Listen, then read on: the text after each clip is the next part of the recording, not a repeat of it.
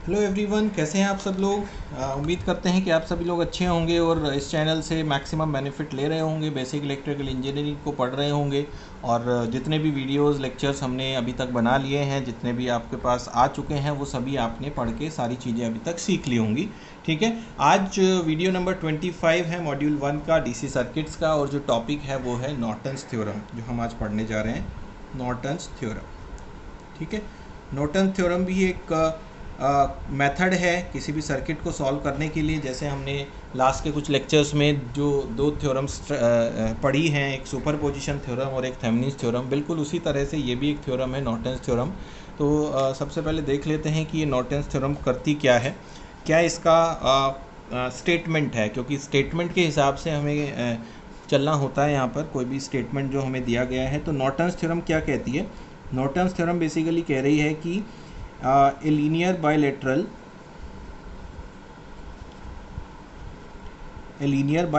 To terminal network,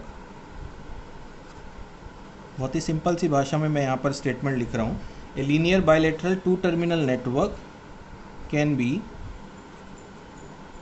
replaced by a simple parallel circuit consisting of a current source, bracket में लिखेंगे IN, in parallel with a resistance RN। ठीक है, ये बहुत ही आसान सा स्टेटमेंट है। क्या कह रहा है कि a linear bilateral two terminal network can be replaced by a simple parallel circuit consisting of a current source IN in parallel with a resistance RN। अगर आपको याद हो थेवेनिन्स थ्योरम को अगर इसी लैंग्वेज में हम बोलने की कोशिश करें तो उस केस में हम क्या कह सकते हैं, आप एक बार रिवाइज कर लें कि linear bilateral two terminal network can be replace by a simple series circuit, क्योंकि थेवेनिन में क्या किया था, सीरीज सर्किट से रिप्लेस किया था, जिसमें क्या था, एक वोल्टेज सोर्स था जिसको हमने VTH नाम दिया था, in series with resistance RTH। बिल्कुल उसी लैंग्वेज में आप थेवेनिन को भी लिख सकते हैं, सेम लैंग्वेज में हमने क्या किया, नॉर्टन्स थ्योरम को लिखा। ठीक है, इसको डेमोन्स्ट्रेट करने के लिए हमने क्या किया, एक नेटवर्क ले लिया बॉक्स के फॉर्म में। ये हमारे पास नेटवर्क है और इस नेटवर्क के पास भी वो दो टर्मिनल्स हैं, AB टर्मिनल। आपको पता ही है AB टर्मिनल से हमारा क्या मीनिंग है। AB टर्मिनल से बेसिकली मीनिंग है कि इन दोनों टर्मिनल्स के बीच में लोड रेजिस्टेंस लगा होगा। ठीक है, तो इस नेटवर्क को हम रिप्लेस कर सकते हैं, कन्वर्ट कर सकते हैं एक पैरेलल सर्किट में, जिसमें हमारे पास एक करंट सोर्स होता है IN और इस करंट सोर्स के साथ पैरेलल में लगा होता है एक रेजिस्टेंस RN, और ये हमारे पास है A और ये हमारे पास है B।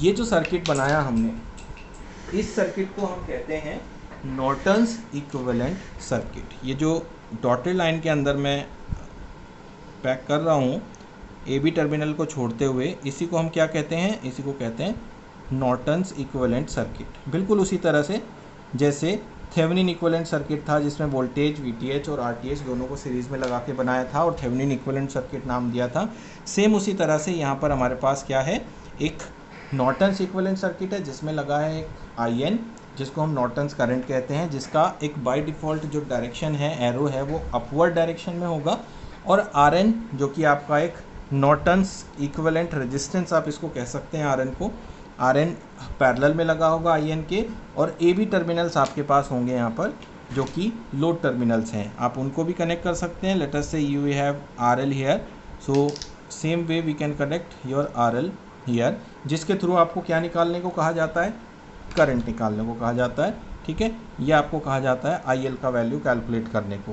तो what will be the value of IN here, you can easily calculate it as IL is equals to IN into RN upon RN plus RL।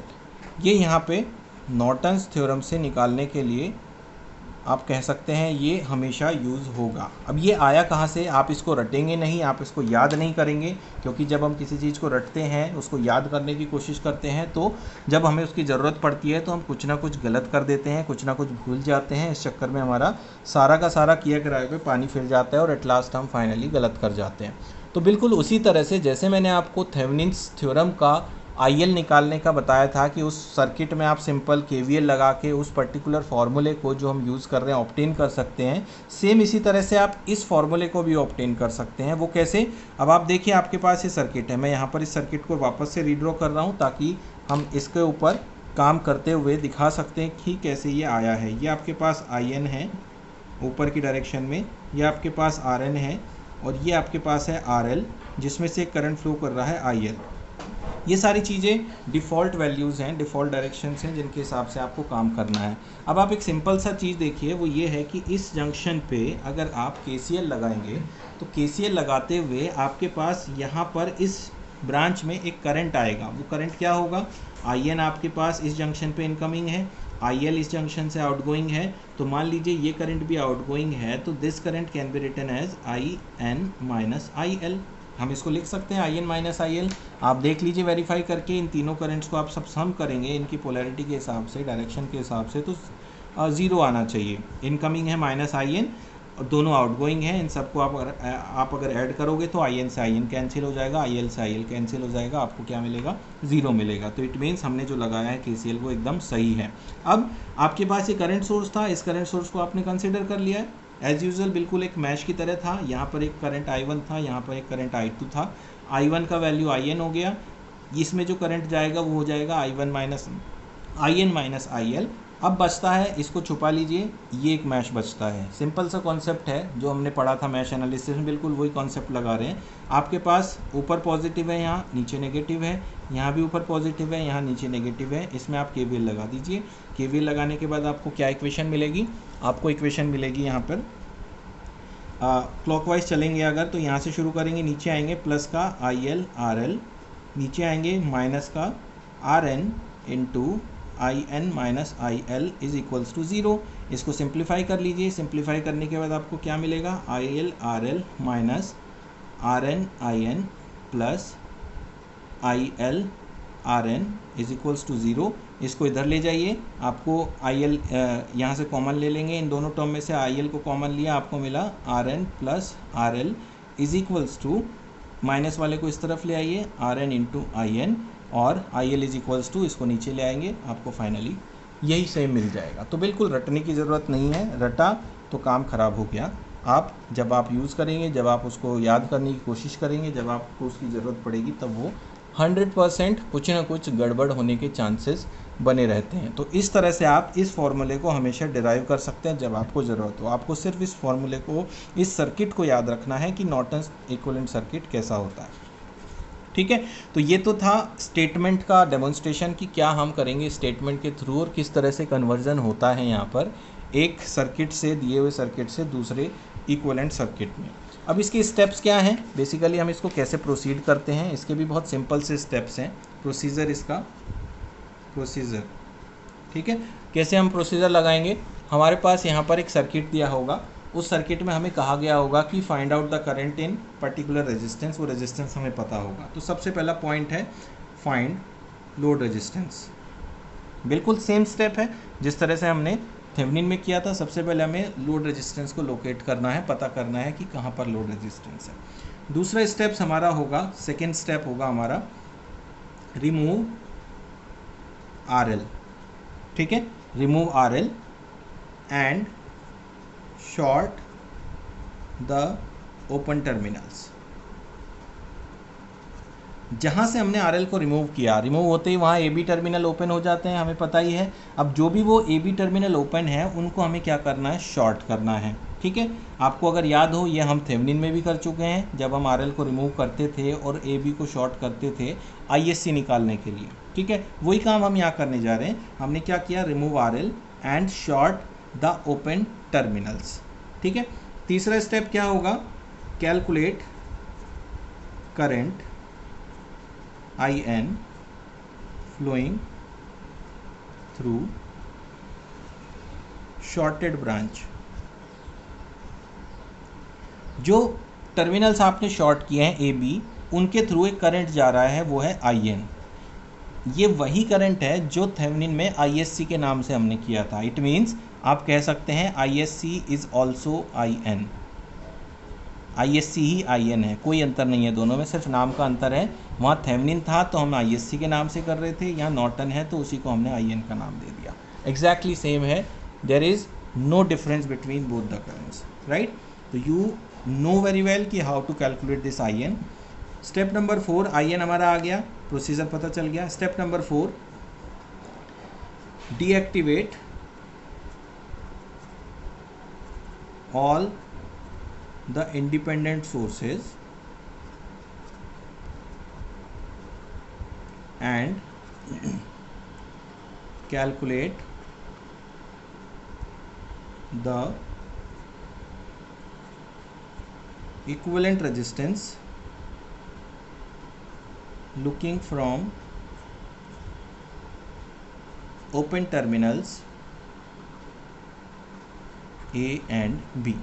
अब आपको क्या करना है, जो ए बी टर्मिनल ऊपर शॉर्ट किए थे उस शॉर्ट को हटा देना है, ए बी को वापस से ओपन कर देना है, दोनों ए बी ओपन हो गए और जितने भी इंडिपेंडेंट सोर्सेज थे उनको डीएक्टिवेट कर दिया। इट मीन्स सर्किट में सिर्फ क्या बचा, सिर्फ और सिर्फ रेजिस्टेंस बचे।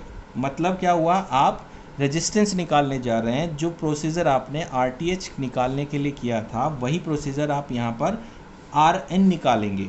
ठीक है, आपने क्या किया, equivalent resistance, calculate the equivalent resistance, this is nothing but R N, है ना। और आर एन ही आपका क्या है, आर टी एच है, सेम चीज़ है दोनों, कोई अंतर नहीं है।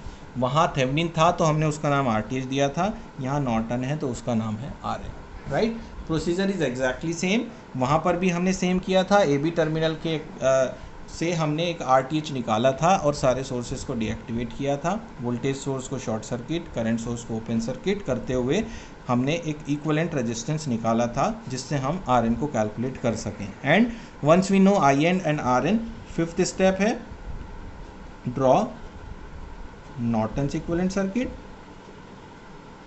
फिर तो हमें बस नॉर्टन इक्विवेलेंट सर्किट बनाना है और नॉर्टन इक्विवेलेंट सर्किट बनाने के बाद रिकनेक्ट करना है आरएल को अगर दिया हुआ है तो, and find I L, that's it, simple step है। अब हुआ क्या है यहाँ पे देखिए, दोनों के बीच में क्या रिलेशन है थेवेनिन्स और नॉर्टन में। अब अगर आपको याद हो, थेवेनिन्स थ्योरम था ये वाला, ये था आरटीएच, ये था आपके पास वीटीएच, ठीक है। नॉर्टन्स थ्योरम है ये वाला, जिसमें ये है आपके पास आर एन और ये है आपके पास आई एन, ये ए बी, ये ए ये बी, ठीक है। ये थेवेनिन का है इक्विवेलेंट सर्किट, ये नॉर्टन का है इक्विवेलेंट सर्किट। अब अगर आपको याद हो एक टॉपिक बहुत छोटा सा जो हमने पढ़ा था जिसका नाम था सोर्स कन्वर्जन।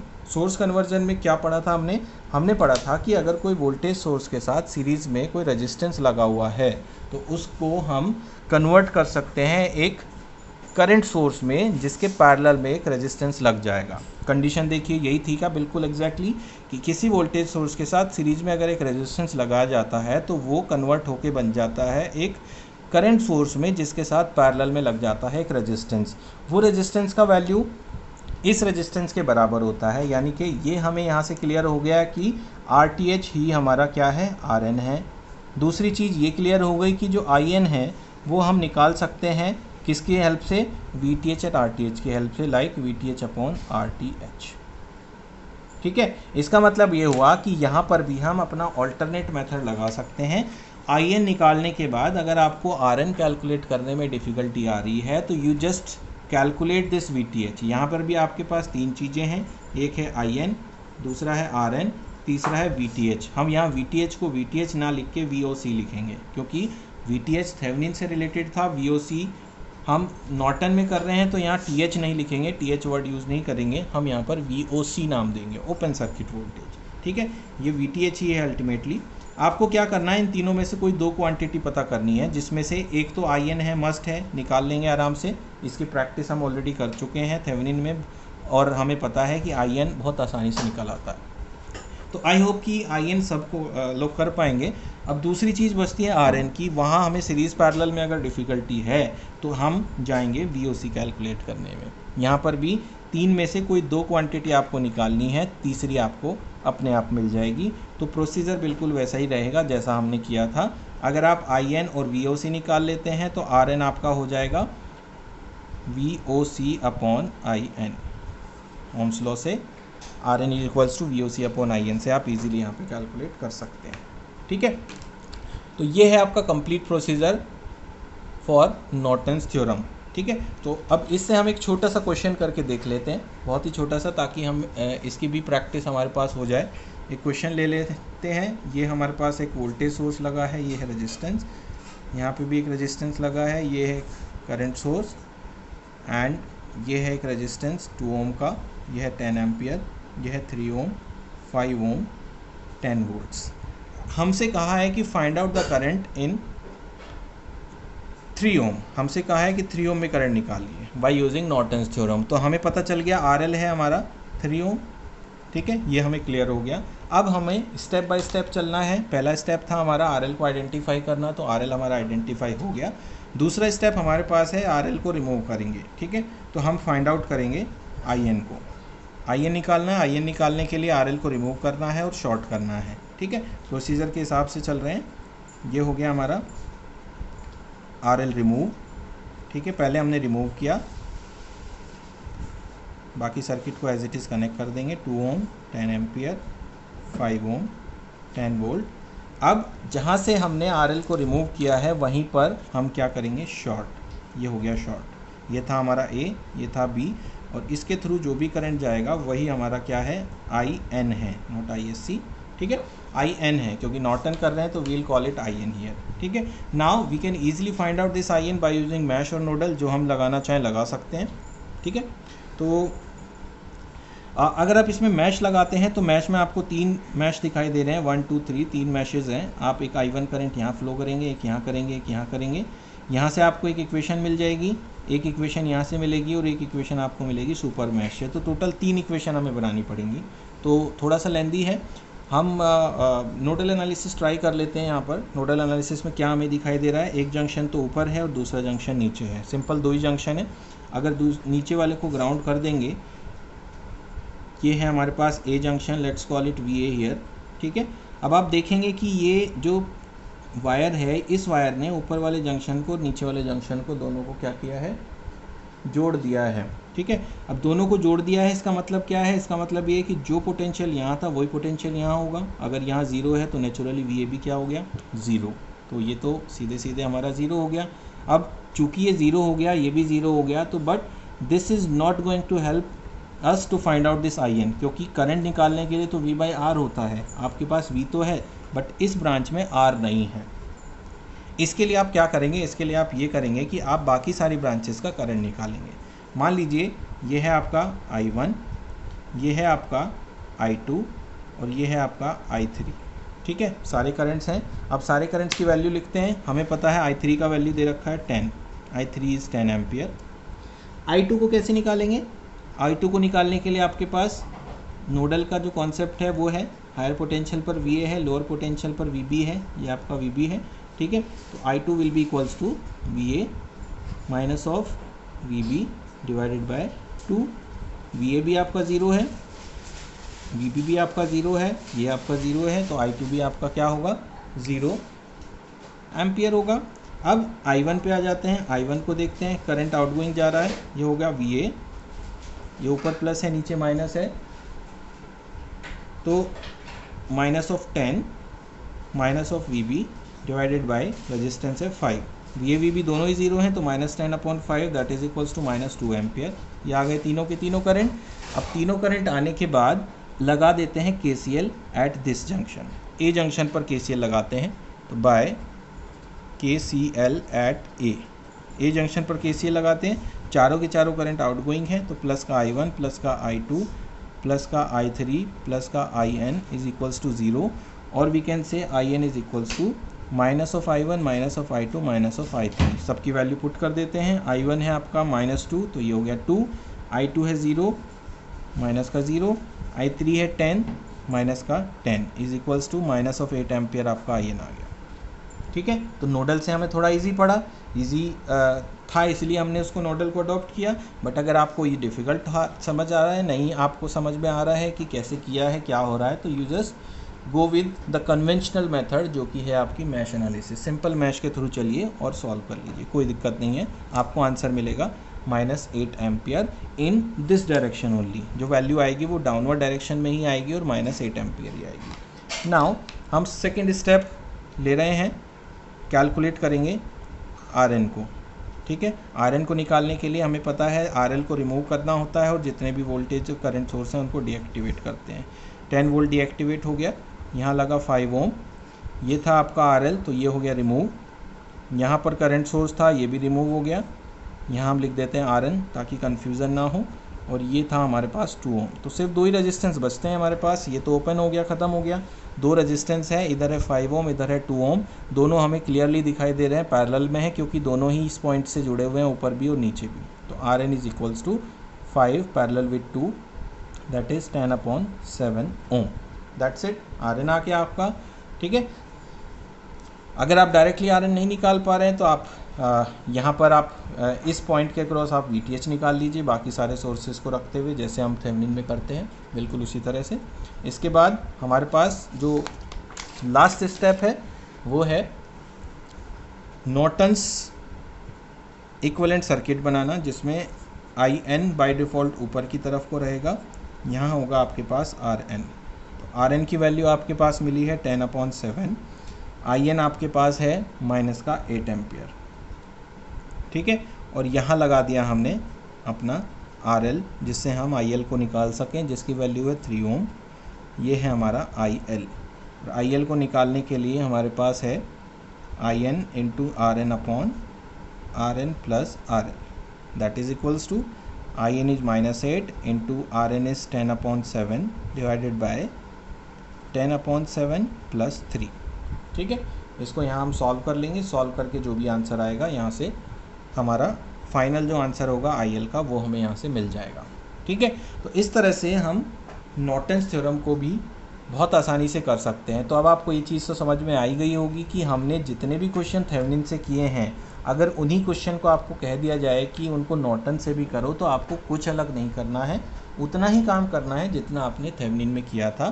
फ़र्क सिर्फ इतना है कि कुछ जो नाम वहाँ दिए गए थे वो यहाँ पर बदल कर नॉर्टन्स के अकॉर्डिंग हो गए हैं। जैसे VTH VOC हो गया है, RTH RN हो गया है, और जो ISC था वो IN बन गया है। That is the only change from Thevenin and Norton. अगर फिर से हम देखें थेवेनिन और नॉर्टन में क्या क्या चेंजेस हुए हैं, वहाँ पर जो VTH था, here we are writing it as VOC। जो वहाँ पर RTH था, here we are writing as RN।